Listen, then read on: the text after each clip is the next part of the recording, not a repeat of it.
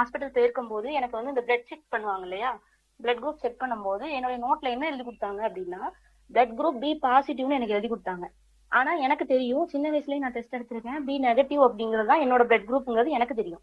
அப்ப நான் ஹாஸ்பிட்டல்ல கேக்குறேன், இல்ல பி பாசிட்டிவ் சொல்றீங்க, எனக்கு பி நெகட்டிவ் தான் அப்படின்னு நான் சொல்றேன். அவங்க நம்பல. நான் உடனே என்ன செஞ்சேன், வெளியே பிரைவேட்ல போய் செக் பண்ணி பார்த்தேன், பி நெகட்டிவ்னு கன்ஃபார்ம் ஆயிடுச்சு.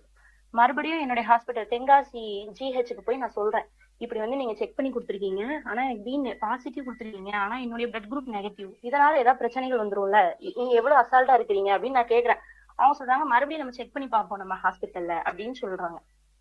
சரி ஓகே அப்படின்னு நாங்க மறுபடியும் கவர்மெண்ட் ஹாஸ்பிட்டல்ல ஒரு செக்அப் பண்றோம். அவங்களே என்ன சொல்றாங்க, மறுபடியும் பி நெகட்டிவ் தான் உங்க பிளட் குரூப் அப்படின்னு ரிப்போர்ட் செஞ்சுட்டாங்க.